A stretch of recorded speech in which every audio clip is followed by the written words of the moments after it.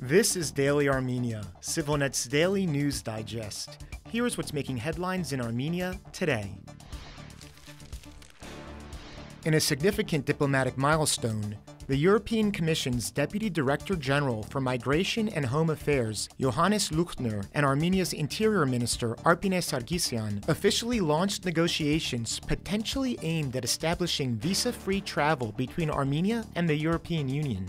The senior officials emphasized that there is no predetermined deadline or automatic resolution for this process, highlighting the careful and methodical approach to achieving visa-free travel for Armenian citizens. The two sides will be working on critical changes in areas including document security, border and migration management, mobility and asylum policies, combating corruption and organized crime, and protecting human rights. Both parties agreed to conduct two expert scoping visits in early 2025 to design a roadmap and establish the specific conditions required for visa-free travel.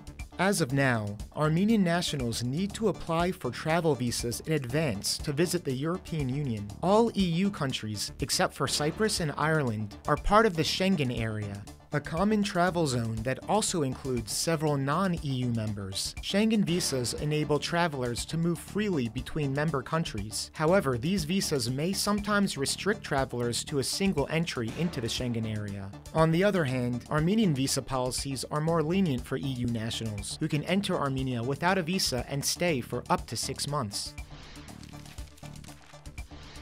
Armenia's Food Safety Inspection Agency, accompanied by police, seized non-slaughterhouse meat at Yerevan's Gum food market today, leading to a violent confrontation that resulted in 7 people being arrested for hooliganism and intentional property damage, with one protester attempting to self-immolate by dousing himself with gasoline. The incident stems from a regulation that came into effect a year ago, prohibiting the sale of meat and animal products produced outside licensed slaughterhouses. The Food Safety Inspection Body reported seizing 1 ton of meat, which is to be destroyed, while meat vendors strongly protest the decision, arguing that there are not enough licensed slaughterhouses in the country. Numerous meat stalls were eventually closed down at the Gum market due to sanitary norm violations and the sale of non-slaughterhouse meat. Meat industry professionals protested against the slaughterhouse regulation back in 2020 when it was a bill in parliament by blocking a street in downtown Yerevan. Armenia's government then introduced state subsidies for new and existing slaughterhouses, aiming to address the issue. In the latest episode of Insights, host Eric Hakopian delves into 3 distinct yet interconnected developments shaping the geopolitical landscape of the South Caucasus and beyond. He first examines Armenia's plans to construct a new highway connecting the Kajaran and Sargsyan regions. Eric then addresses the deepening political crisis in neighboring Georgia, assessing the strengths and weaknesses of the country's pro-Western opposition forces. Finally, he offers his perspective on the unfolding collapse of the Assad regime in Syria and the potential reverberations across the Middle East and the wider region. In addition, you can watch our interview with Susan McKay, the Republic of Ireland's press ombudsperson. She discusses how to promote ethical journalism at a time when the field is beset by distrust and disinformation. McKay shares her experience promoting the principles of traditional journalism through press councils that adjudicate complaints about reporting, and how they can help build trust in the media and protect democracy.